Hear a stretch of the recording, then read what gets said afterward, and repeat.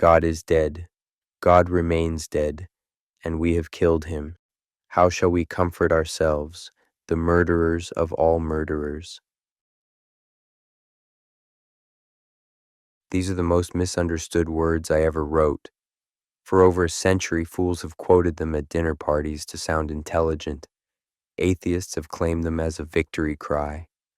Religious people have pointed to them as evidence of my supposed evil.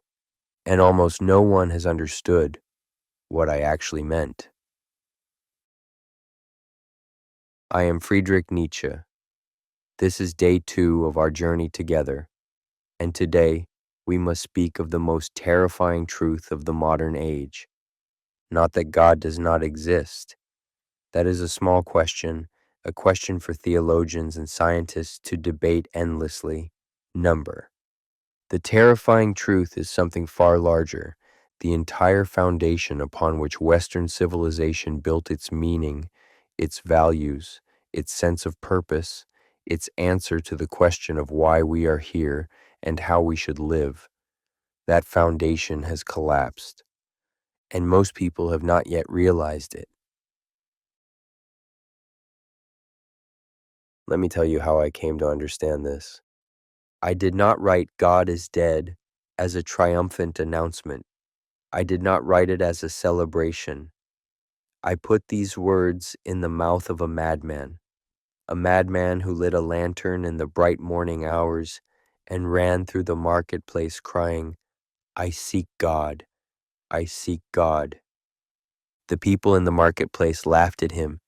They were comfortable atheists, modern people who had long ago decided that God was an outdated superstition. But the madman was not laughing. He looked at them with wild eyes and said, "Where has God gone? I will tell you. We have killed him, you and I. All of us are his murderers." And then he asked the questions that no one wanted to hear. How did we do this? How could we drink up the sea? Who gave us the sponge to wipe away the entire horizon? What were we doing when we unchained this earth from its sun? Where is it moving now? Where are we moving? Away from all suns? Are we not plunging continually, backward, sideward, forward, in all directions? Is there still any up or down? Are we not straying as through an infinite nothing? Do you hear what I was saying? This was not a statement about theology. This was a statement about the total disorientation of the human being in the modern age. For thousands of years, human beings knew where they stood. There was an up and a down. There was a heaven above and an earth below. There was a cosmic order. There was meaning woven into the fabric of existence. There was a judge who saw everything, a purpose for suffering, a reason to be good, a promise that justice would ultimately prevail. Whether or not any of this was true in some objective sense is beside the point. The point is that human beings lived as though it were true, and that living gave them orientation. It gave them ground beneath their feet. And then slowly, over centuries, that ground began to dissolve. Science revealed a universe of terrifying vastness in which the Earth was not the center, but a tiny speck orbiting an ordinary star in one of billions of galaxies. The human being was dethroned from cosmic significance. Historical scholarship revealed that the sacred texts were human documents, written by human hands, shaped by human politics, filled with human contradictions. The absolute became relative. Philosophy demonstrated that the old proofs for God's existence did not hold.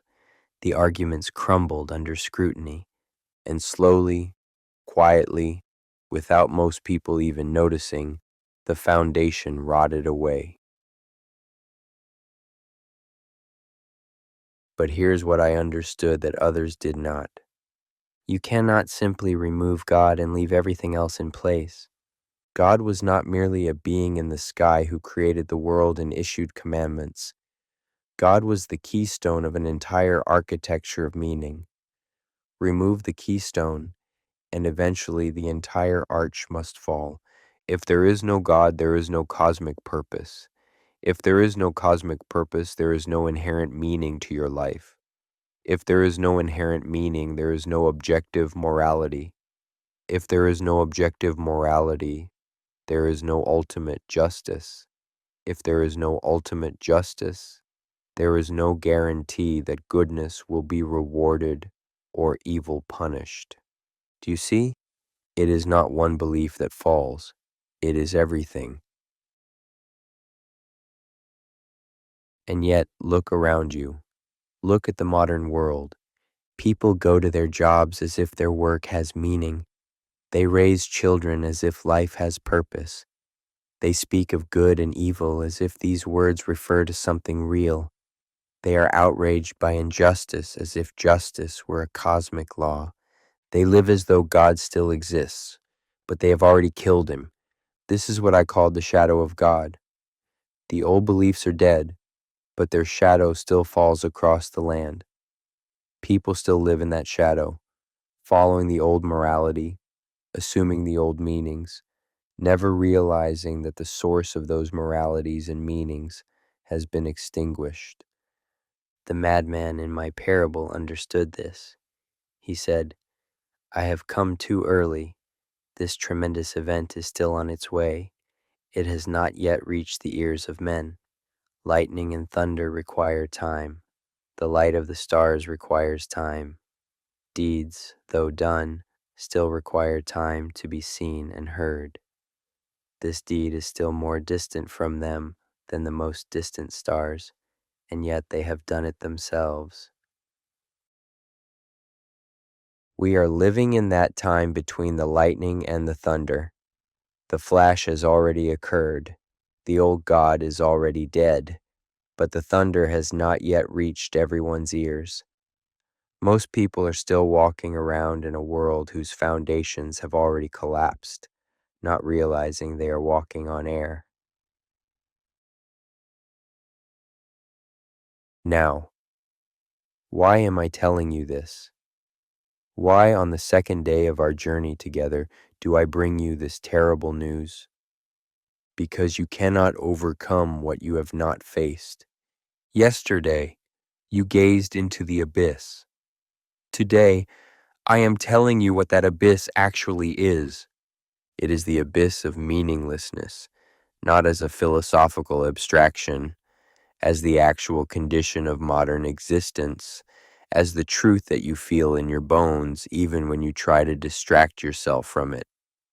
The emptiness you sometimes feel when you lie awake at night, the suspicion that your achievements mean nothing in the grand scheme, the quiet terror that all your striving is just motion without destination, the sense that something is missing, something fundamental, something that no amount of success or pleasure or distraction can provide.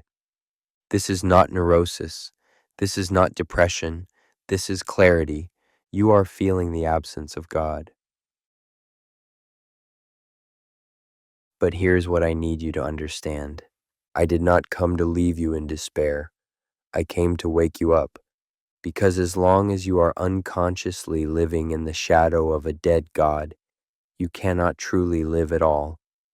You are sleepwalking through an existence whose foundations have already crumbled. You are following values you never chose, pursuing meanings you never created, obeying a morality that lost its justification long ago. The death of God is not a tragedy to be mourned forever. It is an opportunity to be seized. Listen to me carefully now. If there is no inherent meaning, you are free to create meaning. If there is no cosmic purpose handed down from above, you are free to generate purpose from within. If there is no objective morality given by God, you are free and responsible to forge your own values in the fire of your own experience. This is the terrifying gift that the death of God offers to those brave enough to receive it. You are no longer a servant. You are no longer a follower. You are no longer a child waiting for a father to tell you what to do. You are, for the first time in human history, faced with the radical freedom to become the author of your own existence. This is what I meant when I spoke of the 𝗪𝗛𝗦𝗦𝗧, the one who overcomes. Not a superman of physical power, not a tyrant who dominates others. Those are the interpretations of fools who never read my work carefully. The 𝗪𝗛𝗦𝗧 is the human being who takes responsibility for creating values in a world without given values, the one who says yes to life without needing the promise of heaven, the one who dances on the grave of the old god and in that dancing generates new meaning, new beauty, new purpose. This is who you are capable of becoming, but first, you must fully confront what has been lost. You must feel the ground give way beneath you. You must experience the disorientation. And that is what we will do now. Find your position. Sit or lie down. Let your spine be straight, your body at ease but not collapsed. Close your eyes. Take a single breath, deep into your belly. Feel your body expand. And release. Again, breathe in. Arrive fully in this moment, in this body, in this existence that you did not choose, but that is nonetheless yours. And release. Let your breathing become natural now. Simply notice that you are breathing. This simple fact that you are alive, that consciousness is happening, that existence is occurring through you right now. I want you to imagine something. Imagine that you are standing in an ancient cathedral. Vast stone walls rise around you. Stained glass windows filter the light into colors of impossible beauty. The ceiling arches high above, disappearing into shadow. The air smells of incense and age and devotion. This cathedral represents everything that gave human life its meaning. Every answer to the question, why? Every comfort in the face of death. Every assurance that your suffering has purpose. Every promise that justice will prevail in the end. Feel what it would be like to stand in such a place, to feel held by something larger than yourself, to know your place in a cosmic order. Now, as you stand there, notice something. The light is fading. The stained glass windows are growing dim, as if the sun outside is setting. But it is not the sun that is fading. It is the source of the light itself. Watch as the colors drain from the glass. Watch as the shadows grow longer. Watch as the warmth leaves the air. And now, listen. Do you hear it? The sound of stone beginning to crack, high above you, in the walls, in the foundation beneath your feet. The cathedral is crumbling, not quickly, not dramatically, but inexorably. The cracks spread slowly through the ancient stone. Dust falls from the ceiling. The great pillars that have stood for centuries begin to lean, almost imperceptibly. Feel what arises in you as you witness this. Perhaps fear, perhaps grief, perhaps the urge to run, perhaps the desperate wish to shore up the walls, to stop the collapse, to preserve what is being lost. Do not push these feelings away. Let them be present. This is what it feels like to live in the modern age. The cathedral of meaning is collapsing around us. Most people pretend not to notice. They stand in the rubble and act as though the walls still stand, but you feel it. You have always felt it. Now, here's what I want you to do. Instead of running, instead of trying to rebuild, instead of pretending, I want you to walk to the center of the cathedral. In your imagination, move your feet. Walk slowly to the very center of this crumbling structure. Stand there. Look up. Where the ceiling once arched in perfect stone, there is now an opening. The roof has fallen away, and through that opening you can see the sky. But it is not the sky you expected. It is night, and it is not a comforting night of soft stars and a gentle moon. It is infinite darkness, vastness beyond comprehension, cold and silent and endless. This is the universe as it actually is, not a home designed for you, not a creation made for your benefit, not a stage for your drama, just space, just matter, just energy moving according to laws that care nothing for your hopes or fears. Feel the terror of this. Do not look away. Do not retreat into comfortable thoughts. Feel what it means to be a conscious creature in an unconscious cosmos, a meaning-seeking being in a universe that offers no meaning, a creature who will die, whose species will eventually end, whose planet will be swallowed by an expanding sun, whose entire galaxy will fade into cold darkness. Stay here. This is the death of God, not a theological argument, a felt reality. The ground beneath your feet is not solid. The walls around you offer no protection. The sky above provides no answer. And now that you have felt this fully, I want you to do something that will seem strange. I want you to breathe in deeply. And as you exhale, I want you to smile. Yes, smile. Not a smile of denial, not a smile of pretense, a smile of recognition. Because here, in the ruins of the cathedral, under the cold, infinite sky, something miraculous becomes clear. You are still here. Consciousness is still happening. You are still breathing, still feeling, still capable of thought and choice and creation. The universe may be vast and cold and meaningless, but you are not the universe. You are a point of consciousness within it, and consciousness creates meaning. That is what consciousness does. The old meaning was given to you from outside. It was inherited. It was never truly yours.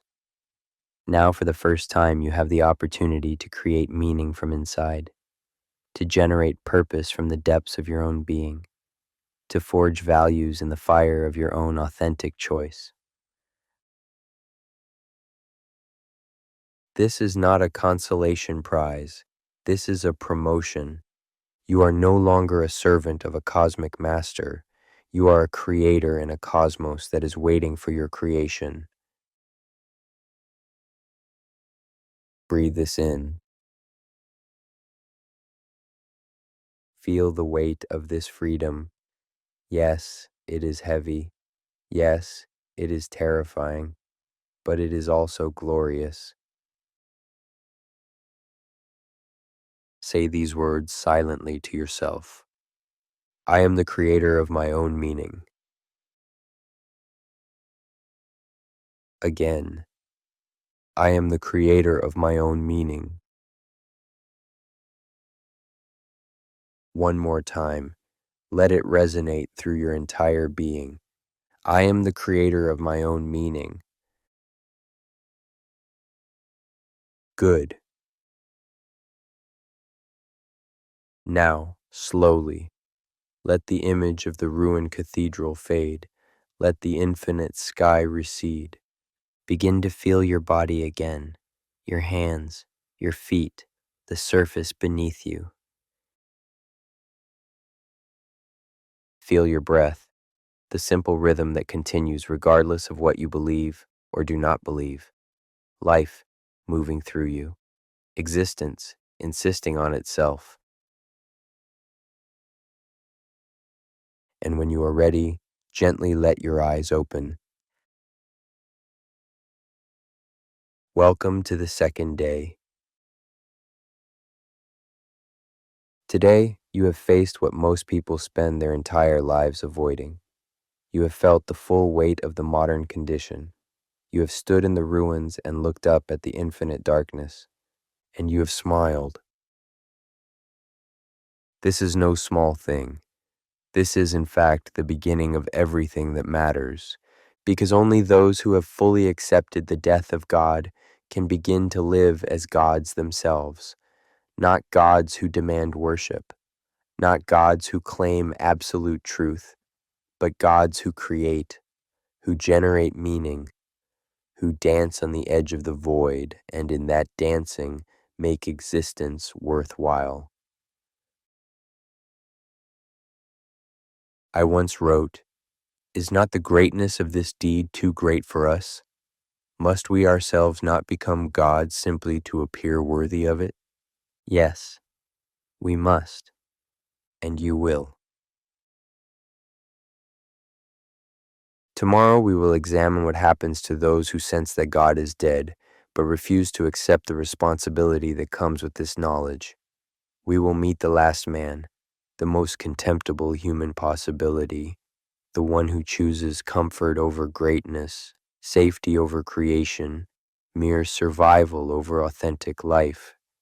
You will recognize him. You will see him in the world around you, and you will see him in parts of yourself. But today, you have taken the essential step. You have faced the void, and you have not turned away. That is courage. That is the beginning of self-overcoming.